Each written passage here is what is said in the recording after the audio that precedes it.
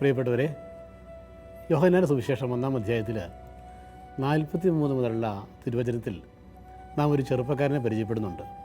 അദ്ദേഹത്തിൻ്റെ പേര് നഥാനിയേൽ എന്നാണ്. മിടുമിടുക്കനായ ഒരു ചെറുപ്പക്കാരൻ, കർത്താവായ യേശു അംഗീകാര മുദ്ര നൽകിയ ഒരു ചെറുപ്പക്കാരൻ. അദ്ദേഹത്തിനുണ്ടായ വലിയൊരു ദൈവാനുഭവമൊക്കെ അതിലിങ്ങനെ പങ്കുവയ്ക്കുകയാണ്. അതിനും പറയുകയാണ്, ഫിലിപ്പോസ് യേശുവിനെ കണ്ടെത്തിയപ്പോൾ ഫിലിപ്പോസ് ചെന്ന് നഥാനിയേലിനെ കണ്ടു.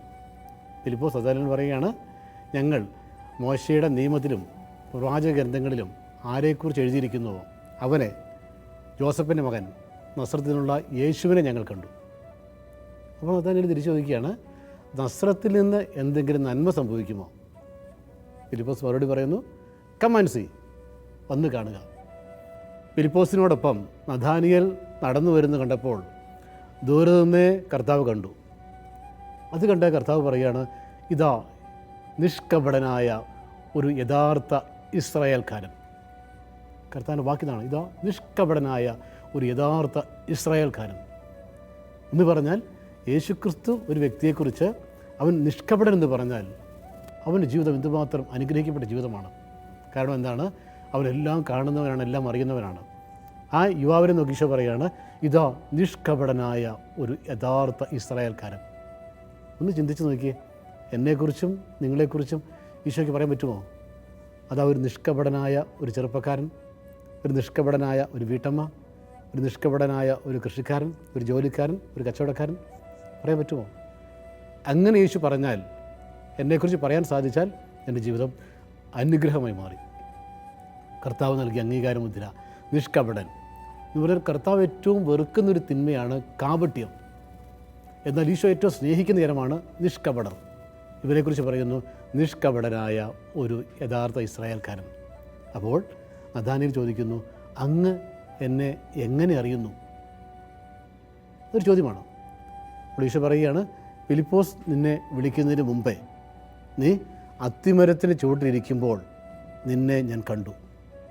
നീ അത്തിമരത്തിന് ചുവട്ടിലിരിക്കുമ്പോൾ നിന്നെ ഞാൻ കണ്ടു എന്ന് ഈശോ പറയുകയാണ്. അത്തിമരത്തിന് ചുവട്ടിൽ ഇരുന്ന് നഥാനിയേൽ എന്ത് ചെയ്യുകയാണെന്ന് വചനത്തിൽ പറയുന്നില്ല. അത് നമ്മുടെ ഭാവനയ്ക്ക് ഈശോ വിട്ടിരിക്കുകയാണ്. ഒരു പക്ഷേ അത്തിമരത്തിന് ചുവട്ടിലിരുന്ന് നഥാനിയേൽ പ്രാർത്ഥിക്കുകയായിരിക്കും. പക്ഷെ ഞാൻ ചിന്തിക്കുന്നത് അതുമാകാൻ സാധ്യതയില്ല. ഒരു പക്ഷേ തകർന്ന് നിരാശപ്പെട്ട് വേദനിച്ച് വിലപിച്ചിരിക്കുന്ന ഒരവസ്ഥയായിരിക്കാം നഥാനിയേലിൻ്റെ അവസ്ഥ. ആ അവസ്ഥ കർത്താവ് കണ്ടു. കർത്താവ് പറഞ്ഞു, നീ അത്തിമരത്തിന് ചുവട്ടിലിരിക്കുമ്പോൾ നിന്നെ ഞാൻ കണ്ടു. ഇത് കേട്ടപാടെ നഥാനിയേലിൻ്റെ ജീവിതം മാറിമറിയുകയാണ്. അദ്ദേഹം പറയുന്നു, നീ ദൈവപുത്രനാണ്, ഇസ്രായേലിൻ്റെ പരിശുദ്ധൻ. വലിയ വിശ്വാസം വെച്ച് പറയുകയാണ്, നീ ദൈവപുത്രനാണ്, ഇസ്രായേലിൻ്റെ പരിശുദ്ധൻ. അല്ലെങ്കിൽ ഇങ്ങനെ പറയാൻ സാധ്യമല്ല. ഈശോ കൂട്ടിച്ചേർക്കുകയാണ്, അത്തിമരത്തിന് ചുവട്ടിൽ നിന്നെ ഞാൻ കണ്ടു എന്ന് ഞാൻ പറഞ്ഞപ്പോൾ നീ വിശ്വസിച്ചു. എന്നാൽ ഇതിനേക്കാൾ വലിയ കാര്യങ്ങൾ നീ കാണാൻ പോവുകയാണ്. സ്വർഗം തുറക്കപ്പെടുന്നതും ദൈവദൂതന്മാർ കയറിപ്പോകുന്നതും മനുഷ്യപുത്രൻ്റെ മേൽ ഇറങ്ങി വരുന്നതും നീ കാണും. കർത്താവ് പറയുക, വലിയ കാര്യങ്ങൾ ഇനി മുമ്പോട്ടുള്ള നിൻ്റെ ജീവിതം ചെറിയ കാര്യങ്ങളുടെ ജീവിതമല്ല, വലിയ വലിയ കാര്യങ്ങളുടെ ജീവിതമാണ്. വലിയ കാര്യങ്ങൾ നിൻ്റെ ജീവിതത്തിൽ സംഭവിക്കാൻ പോവുകയാണ്. വലിയ കാര്യങ്ങൾ, വലിയ സംഭവങ്ങൾ നിന്നിലൂടെ സംഭവിക്കാൻ പോകുന്നു, അല്ലെങ്കിൽ വലിയ സംഭവങ്ങൾ നീ കാണാൻ പോകുന്നു.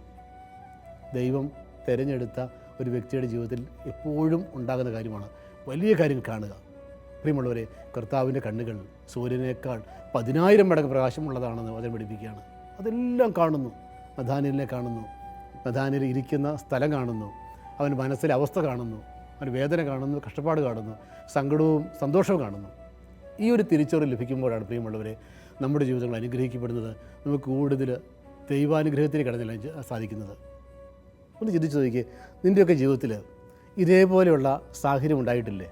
കർത്താവ് കണ്ട, കർത്താവ് അറിഞ്ഞ ചില പച്ചയായ ജീവിത യാഥാർത്ഥ്യങ്ങളൊക്കെ എൻ്റെ ജീവിതത്തിൽ ഒരിക്കലും മറക്കാൻ പറ്റാത്ത ഒരു സംഭവമുണ്ട്.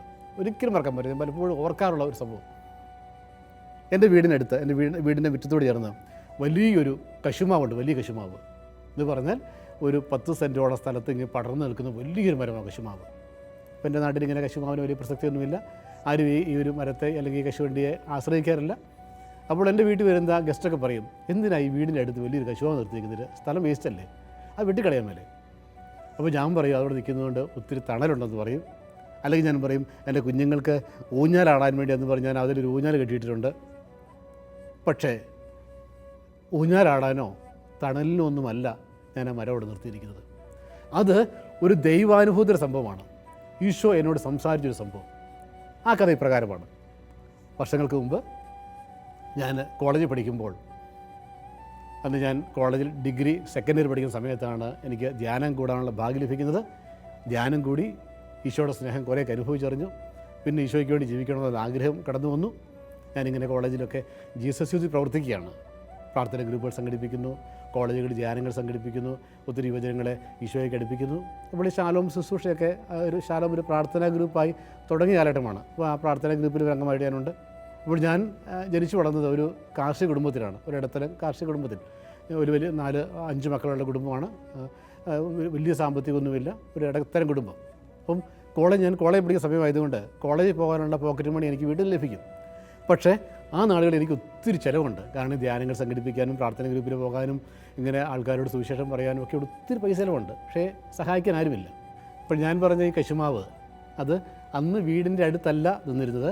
പിന്നീട് വീട് അവിടെ നിന്ന് മാറ്റി ഈ കശുമാവ് നിൽക്കുന്ന ഭാഗത്തേക്ക് ഉണ്ടാക്കിയതാണ്. അപ്പോൾ ഈ കശുമാവിൻ്റെ പ്രത്യേകത, മറ്റ് കശുമാവ് തോട്ടം മുറിച്ച് കളഞ്ഞപ്പോൾ ഒരു കശുമാവ് മാത്രമുള്ളതുകൊണ്ട് ഈ കശുമാവിനുണ്ടാകുന്ന കശുവണ്ടികളെല്ലാം ഞാനാണ് പെറുക്കുകയും വിൽക്കുകയും ചെയ്യുന്നത്. അതെനിക്കുള്ളൊരു പോക്കറ്റ് മണിയാണ്. ഈ മരത്തിൻ്റെ പ്രത്യേകത എന്ന് പറഞ്ഞു കഴിഞ്ഞാൽ, അതിൽ ഒരു വർഷം 80, 90 അല്ലെങ്കിൽ 100, 1 കിണ്ടലോ 1.5 കിണ്ടലോ ഒക്കെ കശുമാവ് ഉണ്ടാകുന്ന വലിയൊരു കശുമാവാണ്. അപ്പോൾ എനിക്ക് ഒരു വർഷത്തെ എൻ്റെ പോക്കറ്റ് മണിയായിട്ട് ഇത് മതി. അപ്പോൾ ഞാൻ അതിൽ സംതൃപ്തനാണ്.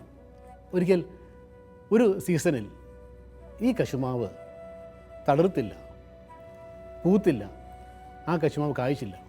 അപ്പോൾ ഒരു സന്ധ്യാസമയത്ത് ഞാൻ വീട്ടിൽ നിന്ന് ഇങ്ങനെ അങ്ങാടിയിലേക്ക് പോവുകയാണ്. പോകുന്ന വഴിക്കാണ് ഈ മരം നിൽക്കുന്നത്. ആ മരം ഒരു കാട് പ്രദേശത്താണ്. ഒരു ഏകദേശം സമയം സന്ധ്യാസമയമായി, ഒരു 7 മണി സമയമായി. ആ പ്രദേശത്ത് ആരുമില്ല, വീടുകളൊന്നും ഒന്നും അടുത്തില്ല. ഞാൻ ഒറ്റയ്ക്ക് ആ കശുമാവിന് ചുവട്ടിൽ എത്തിയപ്പോൾ ഞാൻ ആ കശുമാവിലേക്ക് നോക്കി. ആത്മകഥ എന്നോണം ഞാൻ ഇങ്ങനെ ഒരു വാക്ക് പറഞ്ഞു: കർത്താവേ, എൻ്റെ ഒരു വർഷത്തെ ഏക വരുമാനമായിരുന്നു കശുമാവ്.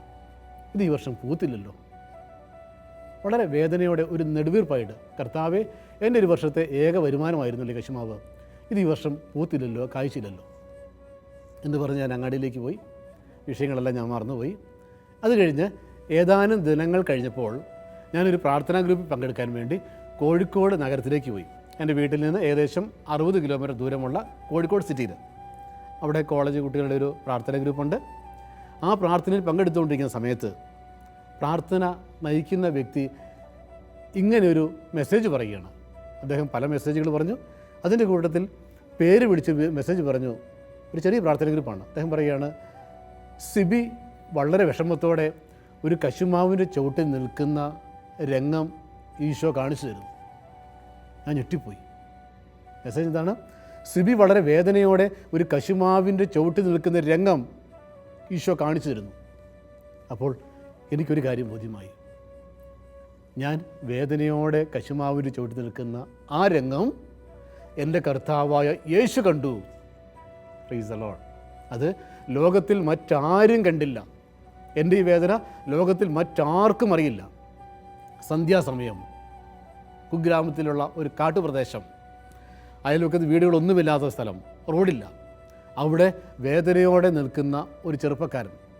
പ്രിയമുള്ളവരെ, അന്നത്തെ എൻ്റെ അവസ്ഥ എന്ന് പറഞ്ഞാൽ, ഞാൻ കോളേജിൽ പഠിക്കുന്ന ചെറുപ്പക്കാരനാണ്. എന്നെ ഏതെങ്കിലും മന്ത്രിമാരറിയില്ല, ഒരു MLA അറിയില്ല, ഒരു പഞ്ചായത്ത് മെമ്പർ പോലും അറിയില്ല. എൻ്റെ വികാരിച്ചത് പോലും എന്നെ അറിയാമോ എന്നെനിക്ക് സംശയമാണ്. ഇങ്ങനെ ആരാലും അറിയപ്പെടാതെ ജീവിക്കുന്ന ഒരു ചെറുപ്പക്കാരനെ, ഒരു സാധാരണക്കാരായ ഒരു ചെറുപ്പക്കാരനോട് കർത്താവ് പറയുകയാണ്: ഞാൻ നിന്നെ കണ്ടിരിക്കുന്നു. കർത്താവ് ആരാ? ഞാൻ ചിന്തിച്ചു, ആരാണ് അവൻ?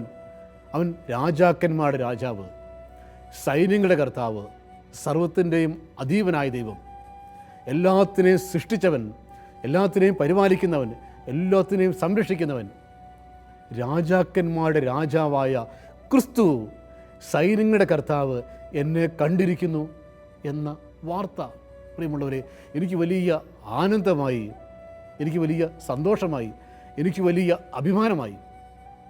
എൻ്റെ കണ്ണുനീർ തുടയ്ക്കപ്പെട്ടു. എൻ്റെ വേദന മാറി, എൻ്റെ നിരാശ മാറി, എൻ്റെ ദുഃഖം മാറി. കാരണം എന്താണ്? എൻ്റെ അവസ്ഥ, എന്നെ എൻ്റെ യേശു കണ്ടിരിക്കുന്നു. ആരും കണ്ടില്ലെങ്കിലും ആരും അറിഞ്ഞില്ലെങ്കിലും എൻ്റെ യേശു എന്നെ അറിയുന്നു, രാജാക്കന്മാരുടെ രാജാവ് എന്നെ അറിയുന്നു. അപ്പോൾ ഞാൻ തീരുമാനിച്ചു, ഇനി ജീവിതം ഈശോയ്ക്ക് വേണ്ടിയാണ്. പിന്നീട് ഞാൻ പിന്തിരിഞ്ഞ് നോക്കിയിട്ടില്ല. ഇനി എൻ്റെ ജീവിതം ഈശോയ്ക്ക് വേണ്ടിയാണ്. അവിടെ വെച്ച് എൻ്റെ ജീവിതത്തെ, എൻ്റെ ആയുസ്സിനെ, എൻ്റെ ആരോഗ്യത്തെ, എൻ്റെ സമയത്തെ ഈശോയ്ക്ക് വേണ്ടി സമർപ്പിച്ചു. കഴിഞ്ഞ 30-ലധികം വർഷമായിട്ട് ഒരിക്കൽ പോലും പിന്തിരിഞ്ഞ് നോക്കേണ്ട അവസ്ഥ എനിക്കുണ്ടായില്ല. കാരണം എല്ലാം കാണുന്ന, എല്ലാം അറിയുന്ന എൻ്റെ കർത്താവായ യേശു എന്നെ നിരന്തരം കണ്ടുകൊണ്ടിരിക്കുന്നു. കർത്താവിൻ്റെ കണ്ണുകൾ സൂര്യനേക്കാൾ 10,000 മടങ്ങ് പ്രകാശമുള്ളതാണ്. അവിടുന്ന് മനുഷ്യൻ്റെ എല്ലാ മാർഗ്ഗങ്ങൾ നിരീക്ഷിക്കുകയും നിഗൂഢ സ്ഥലങ്ങൾ കണ്ടുപിടിക്കുകയും ചെയ്യുന്നു. പ്രിയമുള്ളവർ, ഞാനിത് പറഞ്ഞു വരുന്നത് ഇത്രയേ ഉള്ളൂ. ഈ പ്രഭാതത്തിൽ, ഈ മധ്യാഹ്നത്തിൽ, ഈ സന്ധ്യാസമയത്ത് നിൻ്റെ കർത്താവ് നിന്നെ കാണുന്നു. നിൻ്റെ കർത്താവ് നിന്നെ അറിയുന്നു. നിൻ്റെ കർത്താവ് നിന്നെ സ്നേഹിക്കുന്നു. പ്രിയമുള്ളവരെ, നീ വേദനിക്കുന്നൊരു വ്യക്തിയാണോ? ആരാലും അറിയപ്പെടാത്തൊരു വ്യക്തിയാണോ? ഒറ്റപ്പെട്ടു പോയൊരു വ്യക്തിയാണോ? ഞാൻ ഒരു കാര്യം യേശു നാമത്തിൽ ഉറപ്പ് നൽകട്ടെ. വേദനിച്ച് ഒരു കശുമാവിന് ചവിട്ടിൽ നിന്ന എന്നെ കണ്ട കർത്താവ് യേശു ക്രിസ്തു നിന്നെയും കാണുന്നു. ആ യേശു നിന്നെയും അറിയുന്നു. ആ യേശു നിന്നെ സ്നേഹിക്കുന്നു. ആ യേശു നിന്നെയും അനുഗ്രഹിക്കുന്നു. നഥാനിയേലിനെ കുറിച്ച് ഈശോ പറഞ്ഞു, ഇതാ നിഷ്കപടനായ ഒരു യഥാർത്ഥ ഇസ്രായേൽക്കാരൻ. നീ അത്തിമരത്തിൻ്റെ ചുവട്ടിലിരിക്കുമ്പോൾ നിന്നെ ഞാൻ കണ്ടു. ഇതാ ആ ദൈവം നിന്നെ കാണുന്നു, നിന്നെ അറിയുന്നു, അനുഗ്രഹിക്കാൻ, പരിപാലിക്കാൻ, സംരക്ഷിക്കാൻ. അതുകൊണ്ട് പ്രിയമുള്ളവരെ, നമുക്ക് സന്തോഷിക്കാം. എന്നെ അറിയുന്ന ഒരു ദൈവം എനിക്കുണ്ട്. എന്നെ സ്നേഹിക്കുന്ന ഒരു യേശു എനിക്കുണ്ട്. സർവശക്തനായ ദൈവം, സർവശക്തനായ കർത്താവ്, ആ ദൈവം നിന്നെ സ്നേഹിക്കുന്നു. അതിനാൽ നിൻ്റെ ജീവിതത്തിൽ നിരാശയ്ക്ക് സ്ഥാനമില്ല. അതിനാൽ നിൻ്റെ ജീവിതത്തിൽ കണ്ണുനീരിന് സ്ഥാനമില്ല, ദുഃഖപീഡകൾക്ക് സ്ഥാനമില്ല. എല്ലാം കാണുന്നവൻ അനുഗ്രഹിക്കാൻ വേണ്ടി നിന്നെ കാത്തിരിക്കുന്നു. നിൻ്റെ ജീവിതത്തെ ഇന്ന് ആ ദൈവകരങ്ങളിലേക്ക് സമർപ്പിക്കുക. ഞാൻ വീണ്ടും ആവർത്തിക്കുന്നു, നിന്നെ ആരും അറിയാത്ത വ്യക്തിയാണോ നീ? ആരാലും അറിയപ്പെടാത്ത വ്യക്തിയാണോ നീ? ലോകത്തിൻ്റെ എവിടെയും ആയിക്കൊള്ളട്ടെ, ഏത് രാജ്യത്തും ആയിക്കൊള്ളട്ടെ, ഏത് കുഗ്രാമത്തിലും ആയിക്കൊള്ളട്ടെ, ഒരു കുഗ്രാമത്തിൽ വെച്ച് എന്നെ കണ്ടുമുട്ടിയ യേശു ക്രിസ്തു ഈ സമയങ്ങളിൽ നിന്നെ കണ്ടുകൊണ്ടിരിക്കുന്നു. ആ ദൈവസന്നിധിയിലേക്ക് ഒന്ന് എളിമയോടെ നിൻ്റെ ജീവിതത്തെ സമർപ്പിച്ചുകൊണ്ട് പറ, കർത്താവേ, അങ്ങെന്നെ കാണുന്നതിനാൽ, അങ്ങെന്നെ മനസ്സിലാക്കുന്നതിനാൽ, അങ്ങെന്നെ ചേർത്ത് പിടിക്കുന്നതിനാൽ, എൻ്റെ വേദന, എൻ്റെ ദുഃഖം, എൻ്റെ കണ്ണുനീർ അങ്ങ് കണ്ടതിനാൽ ഈശോയെ ഞാൻ സന്തോഷിക്കുന്നു. എൻ്റെ ജീവിതത്തെ ഞാൻ അവിടുത്തെ പരിശുദ്ധമായ കരങ്ങളിലേക്ക് സമർപ്പിച്ചുകൊണ്ട് ഞാൻ പ്രാർത്ഥിക്കുന്നു. നമുക്ക് പ്രാർത്ഥിക്കാം, കണ്ണുകളടച്ച്. എല്ലാം കാണുന്ന കർത്താവ്, ഒരു കശുമാവിൻ്റെ ചുവട്ടിൽ വേദനയോടെ നിന്ന് ഞാൻ, അതൊരു നിലവിളി അല്ലായിരുന്നു, ഒരു പ്രാർത്ഥനയല്ലായിരുന്നു, ഒരു നെടുവീർപ്പ് മാത്രമായിരുന്നു. ഇത് കർത്താവിൻ്റെ അടുത്ത് എത്തുമെന്ന് ഞാൻ പ്രതീക്ഷിച്ചില്ല. പക്ഷേ എല്ലാം കാണുന്ന കർത്താവ് ഇത് കണ്ടു. പ്രിയമുള്ളവരെ, നീ പറയുക, ഈശോയെ, ഇതാ എൻ്റെ അവസ്ഥ ഇതാണ്. എന്നെ കാണുന്ന അവിടുന്ന്, എന്നെ അറിയുന്ന അവിടുന്ന്, എന്നെ മനസ്സിലാക്കുന്ന അവിടുന്ന്, എൻ്റെ ദുഃഖപീഡകൾ, എൻ്റെ ഒറ്റപ്പെട്ട അവസ്ഥ. നീ ലോകത്തിൽ എവിടെയാണെങ്കിലും, ഏത് രാജ്യത്താണെങ്കിലും, അല്ലെങ്കിൽ ഏത് കുഗ്രാമത്തിലാണെങ്കിലും, ഒരു കുഗ്രാമത്തിൽ വന്ന് എൻ്റെ കണ്ണുനീർ കണ്ട കർത്താവ് ഇതാ നിൻ്റെ അടുത്തേക്ക് വരും. അവിടുന്ന് നിന്നോട് പറയും, എനിക്ക് നിന്നെ അറിയാം, ഞാൻ നിന്നെ കാണുന്നു, ഞാൻ നിന്നെ മനസ്സിലാക്കുന്നു. ലോകത്തിൽ ആരും നിന്നെ മനസ്സിലാക്കിയിട്ടില്ല, വീട്ടുകാർ മനസ്സിലാക്കിയിട്ടില്ല, അംഗീകരിച്ചിട്ടില്ല. എന്നാൽ എല്ലാം കാണുന്ന, എല്ലാം അറിയുന്ന സർവശക്തനായ യേശു ക്രിസ്തു നിന്നെ അറിയുന്നു, നിന്നെ അംഗീകരിക്കുന്നു, നിന്നെ മനസ്സിലാക്കുന്നു. അവിടുന്ന് കണ്ണുനീർ തുടയ്ക്കുന്നു. മോനെ, മോളെ, സാരമില്ല എന്ന് പറയുന്നു. ഞാൻ നിന്നെ കാണുന്നു എന്ന് പറയുന്നു. കർത്താവേ, അവിടുന്ന് എന്നെ കാണണമേ, അവിടുന്ന് എന്നെ അറിയണമേ, അവിടുന്ന് എന്നെ അനുഗ്രഹിക്കണമേ. എൻ്റെ കണ്ണുനീർ, എൻ്റെ വേദന, എൻ്റെ ദുഃഖപീഡകൾ, എൻ്റെ ഒറ്റപ്പെടലുകൾ, എൻ്റെ നൊമ്പരങ്ങൾ, എൻ്റെ പരാജയങ്ങൾ എല്ലാം അങ്ങ് കാണണമേ എന്ന് എളിമയോടെ ഞാൻ പ്രാർത്ഥിക്കുന്നു. നിത്യം പിതാവും പുത്രനും പരിശുദ്ധാത്മാവുമായ സർവേശ്വര എന്നേക്കും. ആമേൻ.